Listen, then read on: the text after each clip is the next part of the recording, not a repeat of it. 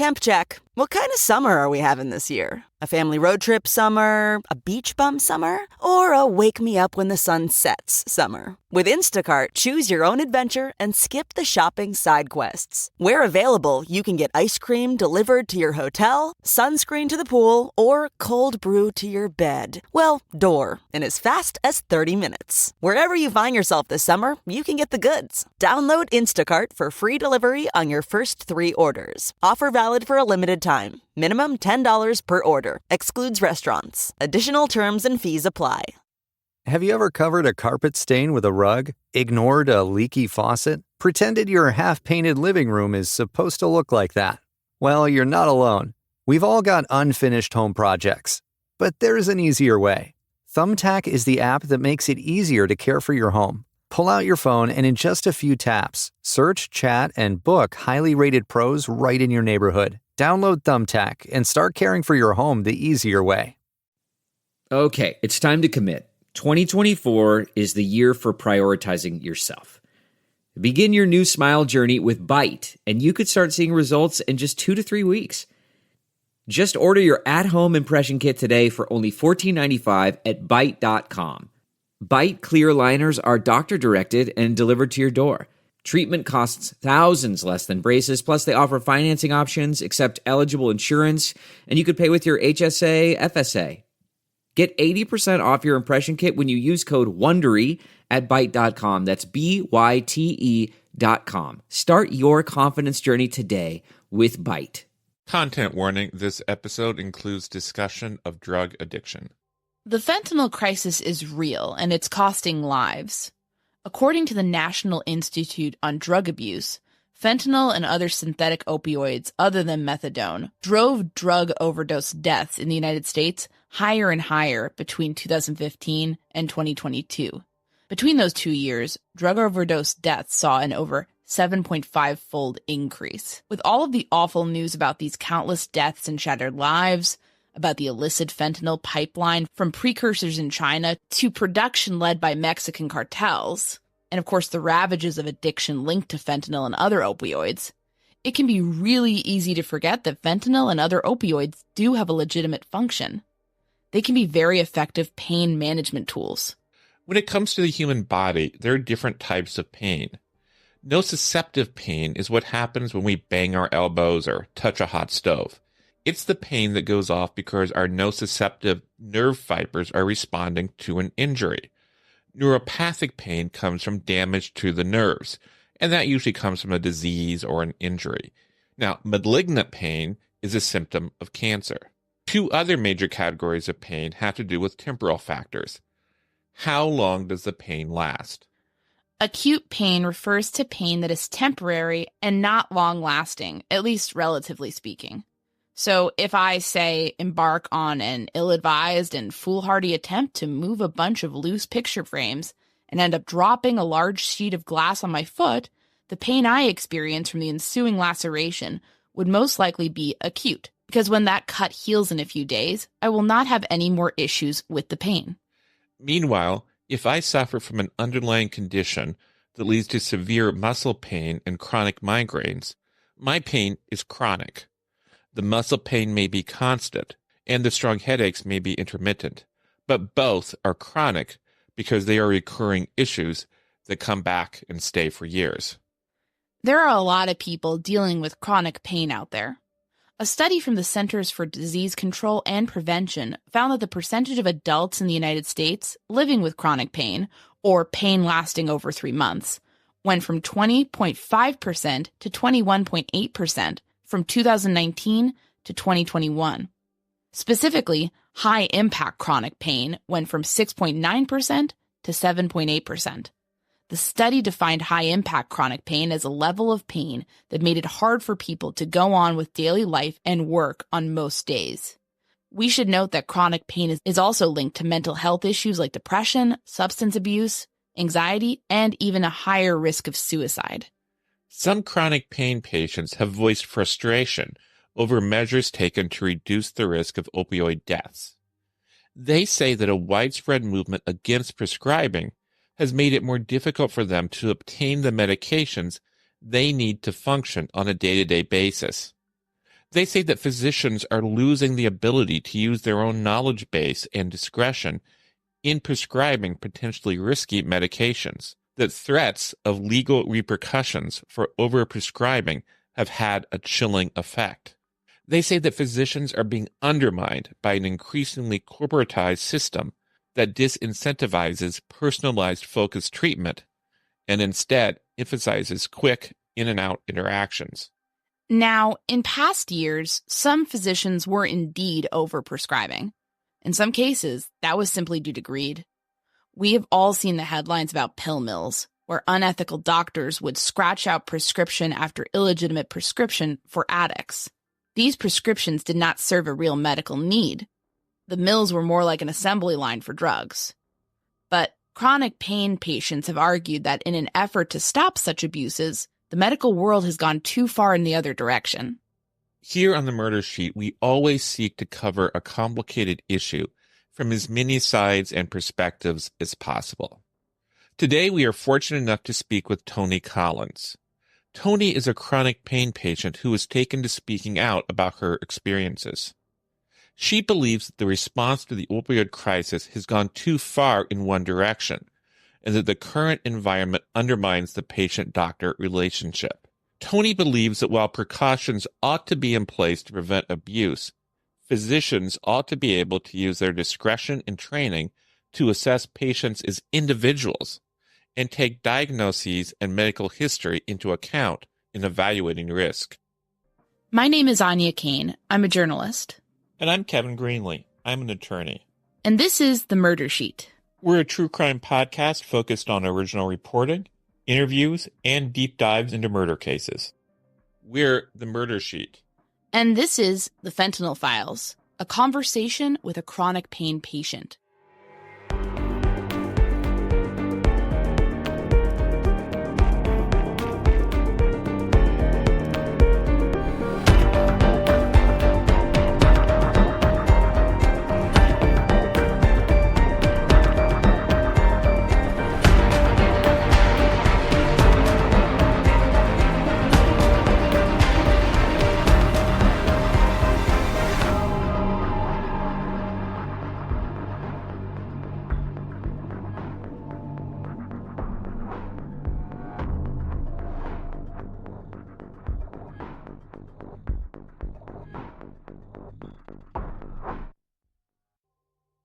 Toni shared information about her diagnosis with us.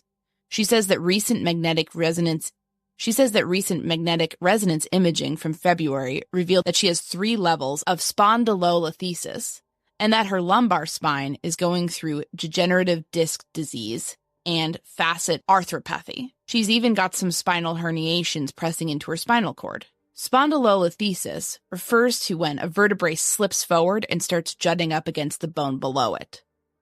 DDD happens when one's spinal discs start to wear down, and facet arthropathy is a type of arthritis of the spine. Toni says that all of this means there is no surgical fix for her pain.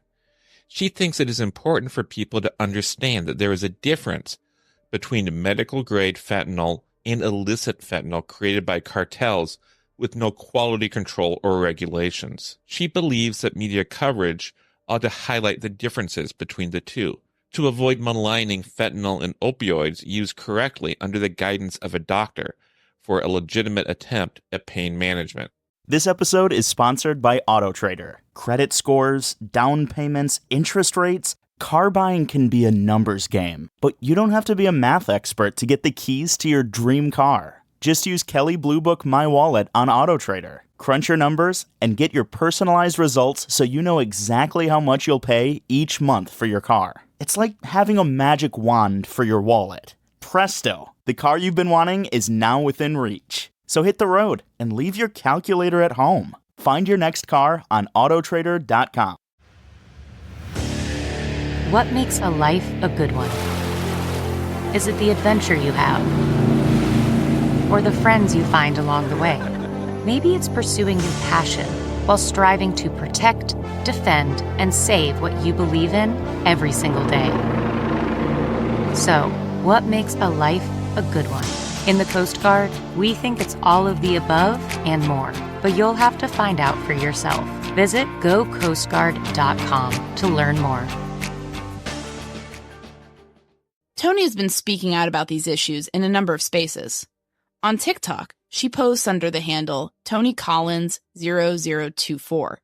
And she has also joined up with advocacy organizations like the American Pain and Disability Foundation and the Doctor-Patient Forum. Tony, tell us a little bit about yourself before we get started. I am a 42-year-old mother of two. I'm married. We moved to Indiana in 2020 during the pandemic. We're originally from California, and that's where my journey starts, is in California. I was an active child in every sport that I could do in my tiny, tiny town. And I decided that I fell in love with cheerleading. And when I was 15 years old, I had a cheerleading accident, and I didn't know what happened. I just knew I had a lot of pain. For 3 years, we took the original x-rays, and these doctors said, "Oh, you're just a teenager. You're just being a wimp. You need to toughen up." And when I was 17, we finally went to an orthopedic spine surgeon down in Los Angeles with the original scans. They did additional scans, and he showed us the comparison of the two. What had happened to my spine in that cheerleading accident? One of my vertebrae had cracked down the middle. And in that 3 years of being untreated, undiagnosed, it had shifted. So it went from here around like that and was pinching on my spinal cord. This doctor was like, "We need to fuse your spine now, or you're going to be paralyzed by the time you're 22 years old." And I had a scholarship set up to do cheerleading in college. I had continued doing cheerleading the whole time. I cheered at the 1999 Hula Bowl in Hawaii with a broken back. I still did all those things. I went ahead and had the surgery, which was a pretty tough surgery, being 18 years old and going through something this major and life-changing. But it helped. It helped so much. I was able to go back to work. I worked with children in early childhood education. And I worked there for 4 years. And unfortunately, my body does not like to do what it's supposed to. And I started having calcium buildup on the hardware. So I went back to the spine surgeon. He did a bunch of tests. And he said, "This is the cause of your problem. We need to take the hardware out." When they fuse your back, they take some bone, either a cadaver bone or bone from your own hip, and they kind of put it in there and it grows. So my spine actually has pieces of bone on either side of the vertebrae to keep it from shifting right or left. The problem is I can't bend or twist. And with the hardware removed, that makes that area completely unstable. They told me I would have a lifetime of pain. So I knew this. I expected it. But to be managed, for me to still have some semblance of quality of life and functionality. When I was 24, I ended up having the second surgery, and they removed the hardware. The doctor came back and said, I broke 3 vice grips on your back trying to remove those screws. And that just blew my mind. I was like, really? He said it was like cement. And so that kind of started the journey of, okay, I can't do anything to fix the anatomy of my spine, but I can manage my pain and, get healthy. I lost a lot of weight. I was active, went fishing, camping. I ended up coaching high school cheer and dance after that. I was able to do some of the choreography to teach the girls. And I was able to keep them safe from experiencing the same kind of accident that I went through. But around 2006, 2007, I started having an increase of pain, and my functionality completely went away. I was having issues walking. My right leg will go numb, and I have a drop foot when I do walk. And this started in 2006, and I had just started seeing a new primary care doctor. She was amazing, sent me straight to her husband, who was a pain management doctor. And they were my doctors. They got me through it. We tried so many things on the market, from physical therapy, aqua therapy, cupping, massage, holistic, and then injections. I ended up with a spinal cord stimulator implant in 2015. Unfortunately, around 2018, it started malfunctioning. The battery pack would shock and burn me. I just stopped charging. I stopped using it, and it was supposed to minimize the nerve signals, the pain signals going from the area of my back up to my brain. So it was supposed to block that. It never did. It never worked for me like that. But when I left California, I had already tried so many medications, so many therapies. The last thing that we landed on was opioid pain medication. That wasn't the first line of defense for my doctor. It was never that. It was the last hope. I got functional again. I had fertility issues, and after 14 years on successful opioid pain medication, I got pregnant. I got pregnant with my daughter, and I came off of them right away. And the doctor was like, well, that was kind of dangerous, but I still did it that way. And my daughter was healthy. Of course, my pain was horrible during pregnancy. I was on bed rest for the majority of it. But once I had her and I stopped nursing her, my pain management doctor was seeing me throughout the whole pregnancy every month anyway. We couldn't do much because I was pregnant, but he still saw me to see if there was anything he could do. After I had my daughter, we went back on opioid pain medication therapy with injections, and those kept me functional. I was maybe level 4 out of 10 pain most days back in California. When I would have flares, they would get up to a 6 or a 7. And then in 2020, the pandemic happened. Unfortunately, we had to leave California. It was so expensive. And my husband's in the construction industry. We moved to Indiana where his family is. And ever since I've moved here, I have been completely untreated for my pain. The only doctor that I have seen in this state that has even bothered to request my medical records from California was my OBGYN. And I had my son in March of 2021. No other doctor, no primary care, no pain management. Even the neurosurgeon that ended up taking out my spinal cord stimulator did not get any of my records from California. I ended up having to send off for physical copies. So I have these big giant manila envelopes that I carry with me now because I had issues with them sending them digitally to me.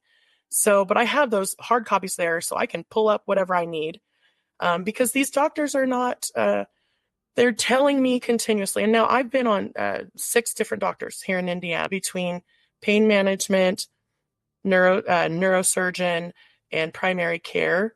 And I keep being told I'm too complex of a case, or they don't treat long-term pain patients, or what have you. They have a lot of different excuses for me, and they keep passing me on to the next doctor or the next clinic that my insurance might not take. And that's been one of the biggest hurdles that I have come across in this state. Also, back in California, I had access to things like cannabis and kratom. I don't here in Indiana. So what are my options? Delta 8s and alcohol. That is not a healthy way to treat chronic pain, especially when you have a medical history backing you up. A lot of the problem is a lot of doctors nowadays they're either falling in line with the anti-opioid stigma where they were taught in school that their opioids are bad. Just, we're not going to use them. There's no place for them. And it's like, well, this medication has been on the market for so long. Yes, there are risks, but with every medication, there are risks. And if you have a patient that has a well-documented history and success with a medication, complete compliance, you kind of want to believe that patient instead of saying, oh, well, this, just the name of the medication is enough to turn the doctor away. Now my functionality is kind of gone. I can't take my kids to the park. I basically have to do what they need, and that's it. I have very, very little for myself left over. So self-care, it's going to the doctor. It's going to pick up prescriptions. It's driving my daughter to school. Most of the time, people who don't have any experience in the chronic pain community, you don't understand that there's a lot of roadblocks right now. So say someone goes in right now to have a surgery. We're encouraging patients, and I say my chronically ill social media friends and everything, we encourage patients when you go in for a surgery, get your post-op pain management in writing. What medications, how often, like have it all in writing. Because there's been instances where people have gone in for surgeries and they have denied them post-operative medication, said, go take some ibuprofen, you'll be fine. And it's like double mastectomies, cancer surgeries, C-sections. And a lot of people don't know that this is going on. It is in direct correlation to I call it the overcorrection of the opioid epidemic. My tagline is pill mills to passive aggressive prohibition, because what has happened is they went way too easily and readily available to just saying you can't have any of it.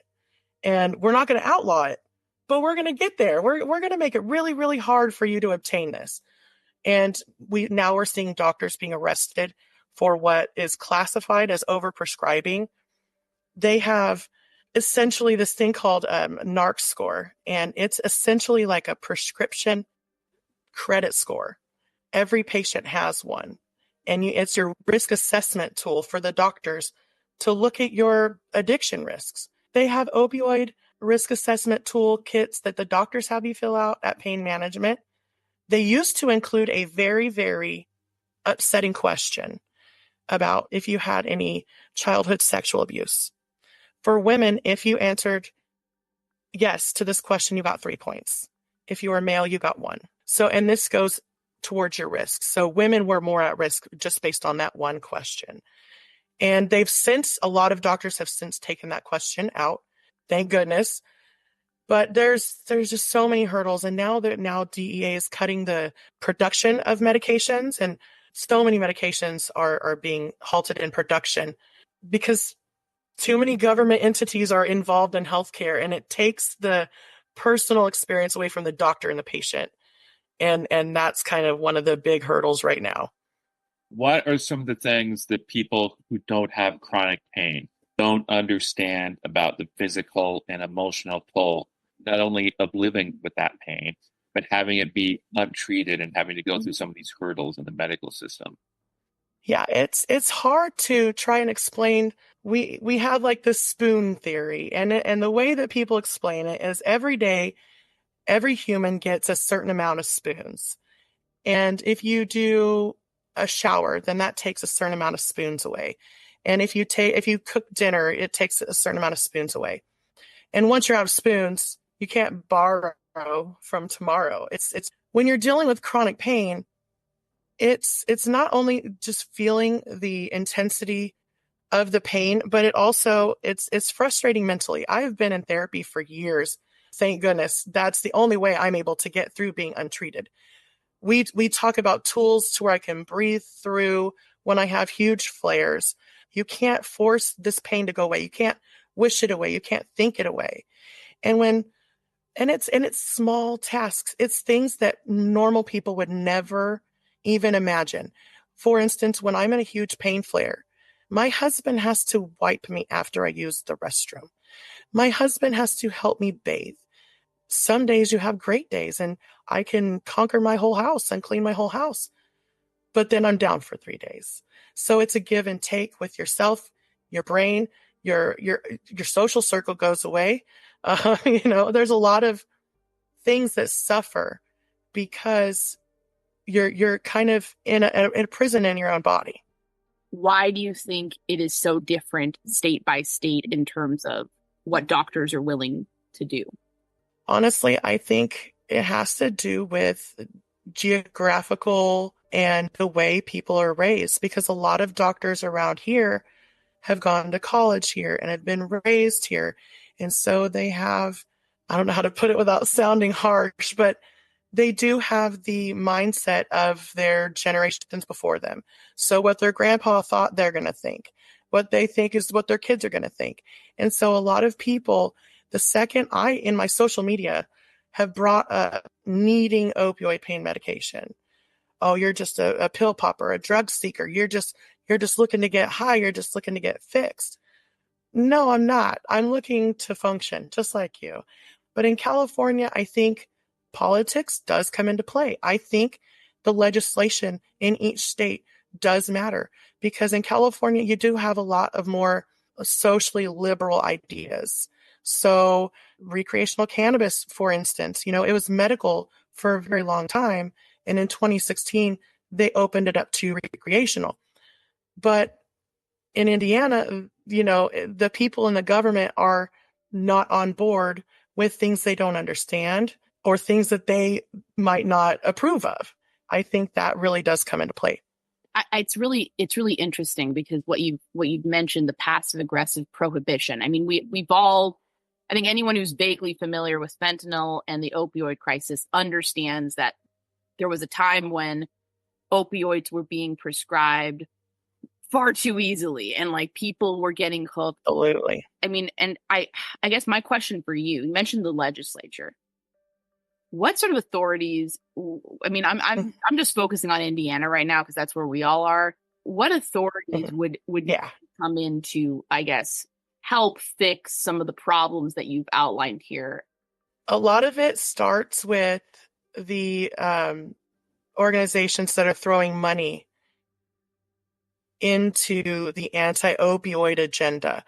There is a group out there called PROP, Physicians for Responsible Opioid Prescribing, and they say some very, very wrong things, in my opinion, coming from a patient's perspective, because we have groups like that are coming out and just trying to teach the next generations of doctors and prescribers that opioids are bad because of this fentanyl crisis, this illicit opiate crisis. These are why, the addiction is they're pushing the fear. They're pushing all of the overdose numbers, which, anybody can do an easy Google search, and NIH.com or CDC.com, DEA.com, they show graphs from when the opioid crisis started versus where overdose deaths are. And they show a graph, and it shows that opioid prescriptions have not been the cause since 2012. They've leveled off, but all of the overdoses are still skyrocketing. And we have a lot of politicians that they're backed by these big pharma. They're backed by these medical device companies. Nowadays, it's more common for doctors to push pain pumps and spinal cord stimulators than something that is tried and true, like a medication. They want us to try everything but first. We've got so many. I haven't read up on Indiana's opioid prescribing, but you have a limit to how much you can actually be prescribed. And they're morphine milligram equivalents, MMEs. And if you have a doctor that is prescribing maximum MMEs per patient, the DEA is going to start investigating. And then that doctor could possibly be brought up on charges. Their reputation is squashed. Is there a way, in your view, that we can, as a society, we can prevent unnecessary prescriptions that could get people hooked on these opioids, which are highly addictive, while not throwing out and castigating people who genuinely need these opioids in order to function? I mean, is there a balance? Is there a system that you could envision that would allow for both, or at least maybe maximize, kind of the benefits for both groups? Yeah, it has to come back to where the doctor and patient are in charge, not healthcare insurance companies, not the pharmacist, not the pharmacy company, not the major network that the doctor works for. There's too many irons in the fire. And it has taken away the personal relationship from doctor and patient. Doctors go to medical school. They spend thousands and thousands of dollars to become the best in their field. We should be trusting them. But unfortunately, we can't do that because they are being told from their higher ups and higher ups and higher ups what they can and can't do. My doctor in California, he was in private practice. So he didn't have as many people telling him and all of that. Like out here, a lot of the doctors that I've seen, they've been with these networks in Indiana. And so they have limits on what they can do. But if the doctor has these assessment risk tools and they're not these outrageous questions that, I mean, there is no way to tell if someone is going to become addicted. It can happen with any substance. It can happen with alcohol. It can happen with cigarettes. It can happen with cannabis. It can happen with any substance. But the doctor needs to be assessing the patient, making sure their patient is functional, making sure the patient isn't diverting medication, isn't selling it, isn't, getting extras from somebody else. There's no way that you're going to be able to completely track all of that. They've come up with these new pill bottle topper designs that if you open it too early, it destroys the pills in the box. That's kind of an extreme, in my opinion, because you have a lot of people with arthritis that won't be able to open those bottles properly. And what happens if they mess up? Boom, their month's supply is gone. But there's definitely, these risk assessment tools are huge and they are important. They were put in place to protect patients, but to also protect providers. But you can't really tell. Like, I've known someone who was on opioid pain medication after surgery for 1 week and they got addicted. And then you have someone like me who was on it for so long. And when I got pregnant, I was able to stop cold turkey with no problems. They do have these new genetic tests that they're trying to come out with. A lot of patient advocates are kind of against those because if you have the risk of addiction, that doesn't mean that you shouldn't have your pain treated with a medication that has, the risks.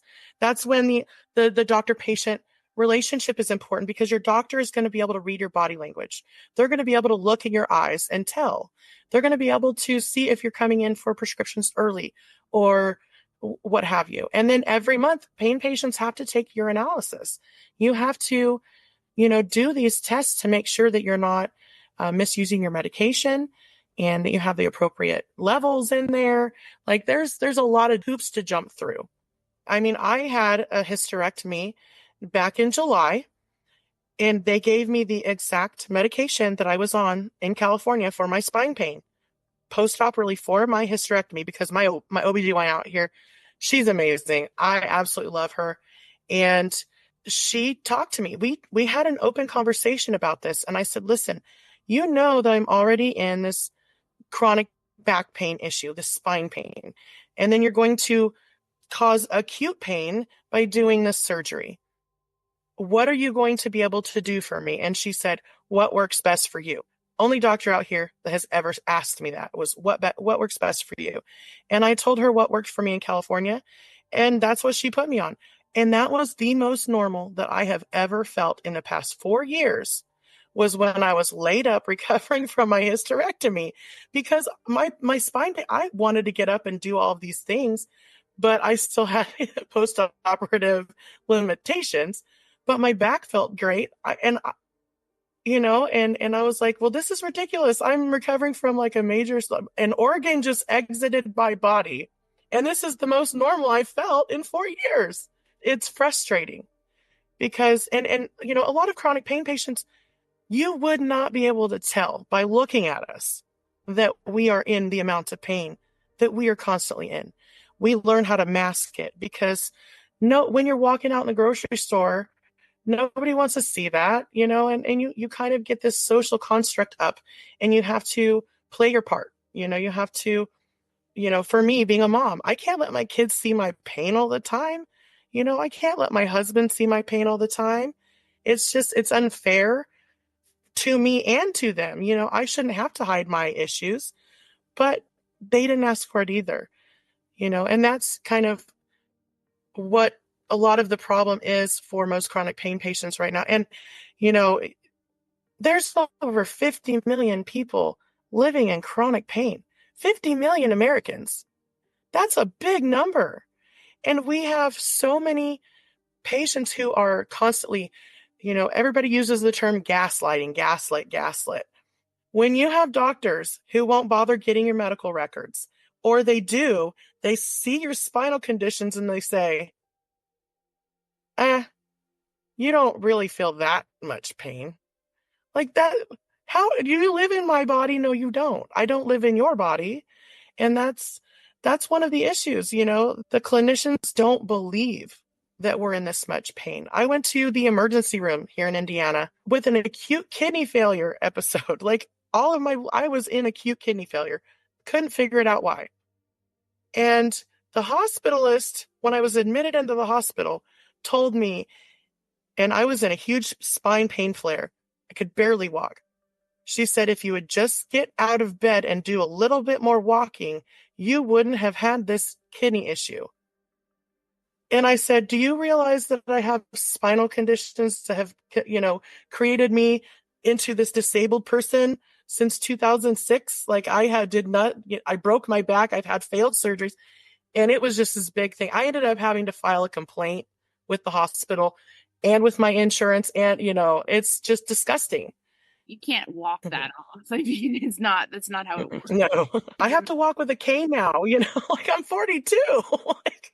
It's not like you're just coming in and saying, give me all the pills. You alluded to the social media and sort of meeting other chronic pain patients on that. Can you tell us a bit about that and where people who might have some of this resonate with them can follow you and things like that? I started TikTok like 2 years ago. I was recovering from hernia surgery and I was in the hospital. I was like, I did not want to join TikTok. I was like anti-TikTok. I'm like, oh, I'm an old lady. I'm not a TikToker. But then I joined and I started seeing a lot of people like me. And being a former cheerleader, I like to talk a lot. I have a voice and I'm going to use it. And I started seeing a lot of people in need of essentially just support and solidarity. When you have disabilities that prevent you from leaving your house, social media is your social life. You can't just pop over to a friend's house for coffee. You have to plan things ahead of time. And then if you're in a big flare, you might have to cancel last minute. So social media has been a huge thing, a huge positive coping tool for disabled Americans, people living in chronic pain, chronic illness. We have a lot of different foundations and organizations that are starting to gather support. American Pain and Disability Foundation, that one their focus is trying to get legislation changed in each state. This last weekend, they were in Washington, D.C., knocking on doors, asking representatives, what can we do to get patients back to where they need? Like, what kind of language do we need to put in this legislation or bill to be passed? But they also focus on children who deal with chronic pain. There is so many kids that are also in my shoes being completely untreated for medical conditions that are very well documented. They're babies. And it goes back to even kids with seizure disorders that have had to move states because they needed cannabis access. American Pain and Disability Foundation is doing some great work. And then there's also the Doctor Patient Forum. And actually this Friday, we have a little protest we're going to be doing in Indianapolis against a doctor out in front of St. Francis. Don't know if I'm physically going to be able to be there because I have my toddler, but it's going to be from 11 to 2. And I'm hopeful because maybe if we show up with signs on our walkers and our wheelchairs and our canes, and we're on the corner of a busy intersection in Indianapolis, maybe someone is going to see that and say, hey, we need to look into this. We need to check into what's going on with our disabled brothers and sisters. And there's so many different support groups. The Doctor Patient Forum actually has individual support groups for each state on Facebook. And you can search on Facebook, TikTok. Both of those foundations are ones I'm closely working with. I'm doing rallies, and then I'm also doing, I'm hoping to get with the legislation and help get it pushed through for Indiana. I hope no more patients have to go through what I go through. When I first started my social media, it became more heartbreaking to know that how many other people are dealing with this. And I don't claim to be a advocate or anything like that. I'm just someone telling her story and sharing my journey, all the good, the bad, and the ugly. I don't share facility names. I don't share doctors' names, but I do share my journey as I am experiencing it. And a lot of people, it resonates with them because they're also going through all these things. And just having a bit of solidarity and support is huge for the mental health of disabled Americans and people who are housebound. Tony, is there anything we didn't ask you about, but it's important, do you think, for our audience to understand this, especially within the context of the fentanyl crisis, the opioid crisis? What I have educated myself on is having a safe supply is important because we have so many chronic pain patients that have been cut off or weaned off medication. They're turning to the streets. They're turning to taking their own lives because they would rather face that possibility of having their pain treated by an illicit substance than to live in the pain and focus and be in the pain. Until we get a safe supply back, more and more people are going to be overdosing. They're going to be getting a hold of the fentanyl pills. They're going to be, accessing these black market substances. And the only way for everybody to be able to move forward, chronic pain patients, patients with substance use disorder, all of those things come from having access, safe access. The government is withholding. The pendulum has swung too far in the other direction.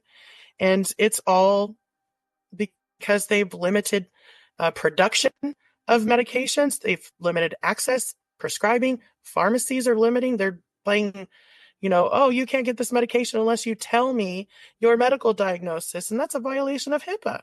So until there's, so many of those things falling in line, I don't know. It's heartbreaking to know, as a chronic pain patient and as someone who has lost loved ones to overdose of fentanyl and other illicit substances, there's nothing that we can do. It's in the hands of our government. And until we start speaking out and bringing more awareness to it, fentanyl is going to continue to take many American lives. It's going to continue. Really well said. Tony, thank you so much for coming on here. We really do appreciate it. Thank you so much. Thank you so much. I appreciate you guys. We wish to sincerely thank Tony for coming on our show and sharing her perspective. Thanks so much for listening to The Murder Sheet. If you have a tip concerning one of the cases we cover, please email us at murdersheet@gmail.com. If you have actionable information about an unsolved crime, please report it to the appropriate authorities. If you're interested in joining our Patreon, that's available at www.patreon.com/murdersheet. If you want to tip us a bit of money for records requests, you can do so at www.buymeacoffee.com/murdersheet. We very much appreciate any support. Special thanks to Kevin Tyler Greenlee, who composed the music for The Murder Sheet, and who you can find on the web at kevintg.com. If you're looking to talk with other listeners about a case we've covered, you can join the Murder Sheet discussion group on Facebook. We mostly focus our time on research and reporting, so we're not on social media much. We do try to check our email account, but we ask for patience as we often receive a lot of messages. Thanks again for listening. There's nothing worse than getting home from your trip only to find you missed a can't-miss travel experience. That's why you need Viator. Book guided tours, activities, excursions, and more in one place to make your trip truly unregrettable. Viator makes it easy to explore over 300,000 travel experiences. Everything from simple tours to extreme adventures, and all the niche, interesting stuff in between. So you can plan something that everyone you're traveling with will enjoy. Real traveler reviews give the inside scoop from people who've already been on the experience you're considering, so you can plan with confidence. Free cancellation helps you plan for the unexpected. And 24/7 customer service means you always have support around the clock. Download the Viator app now to use code Viator10 for 10% off your first booking in the app. Regret less. Do more with Viator.